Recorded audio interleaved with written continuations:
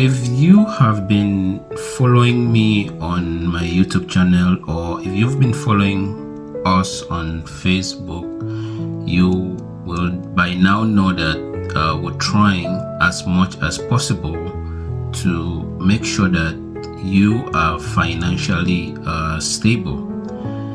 Now, I want to kind of put a point across today on this video because it has come to my understanding that a lot of people in our community are going out there and buying insurance, life insurance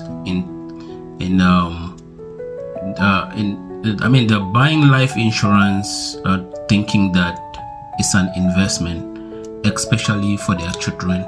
Please, if you live in America and you know anybody who is doing this or who is trying to sell you a life insurance policy, please listen to this video very, very carefully. I'm just going to take my time and explain what I have or what we have come up with as research, and what it shows that this is a very, very bad investment, especially for children.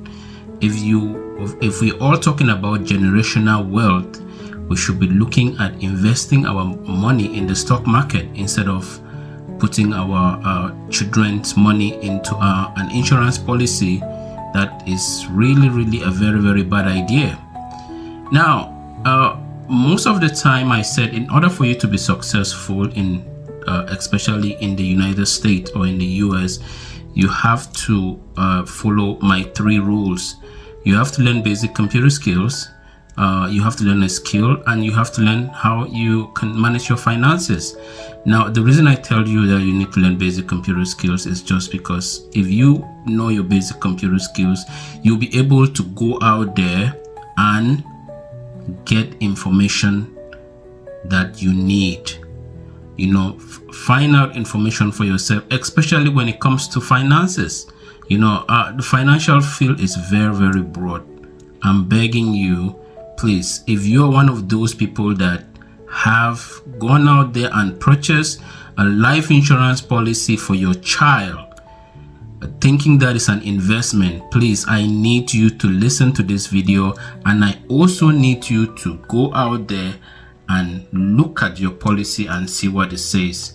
I'm going to give you 3 reasons why you should not get life insurance for your child. The first reason is children are a liability. If you are in the financial field, you know the difference between an asset and a liability. Children cost money.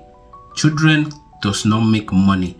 You buy life insurance to protect something that will make you money. That's what you do. Life insurance, you're transferring risk.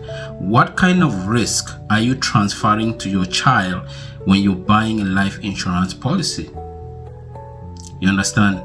That is very, very, that is not good. The second reason is you might end up in jail. This is for sure. If something happens to that child and you have $500,000 policy on that child and there's an investigation, the United States government, the police department in this country does not mess around. When they look at certain things, certain behaviors that you're doing for your child, you automatically become a suspect. If they find out that your child mysteriously died and you had a $500,000 life policy on that child, this is very, very serious. People are going out there and selling this shit, policies like crazy, and I don't understand how a normal human being would be buying life insurance for their child, or somebody who's educated would actually go out there and buy life insurance for your child instead of buying a life insurance for yourself, and then you put a child as a rider. All the life insurance policies that are out there, they have what is called a child rider. So you put the child under the life insurance policy. So in case something happens to the child, the rider would provide the money to take care of funeral expenses. So this is very important. You know, if you don't want to get into trouble, I want you to really think about this.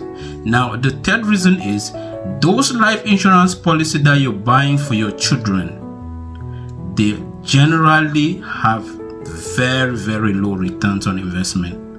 You know, you can go out there and Google. I did my own research. Generally, those life insurance that you buy for your children, they average about 0 to 2% in a very long period of time. I mean, 0 to 2%. I mean, why don't you just go and open a money market account for your child and put the money inside? You know, so the best option is always to go and put your child's money in the market. You know, so now you've heard the 3 reasons that I talked to you about. So how can I help you do this? How can Walanjo Money help you do this? We can help you in this ways. The first thing that we need to do for you is sit down with you and look at your financial situation and ask for your child. If you have money to invest for your child, you need to be looking at these 3 accounts that I'm going to mention. The first account that you need to look at is a 529 college saving plan. You need to look at the 529 college saving plan for your child. The second account that you need to look at, what is called a junior Roth IRA. You understand? You need to look at opening a Roth IRA for your child. You know, and the third one is the one that Trump just brought like a couple of years ago. I think it was last year. It's called I think it's let me see. That one is called a 530A. A 530A is called the Trump account. You need to get this account. If you don't know how to get this account, or if you don't know how to open this account, reach out to Walanjo Money. You know, so reach out to us. Let's help you open the right account for your child.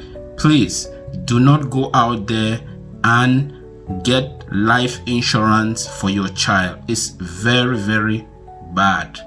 Okay, I'm gonna start making more videos about this. You know, today's the 1st of June. I wish you guys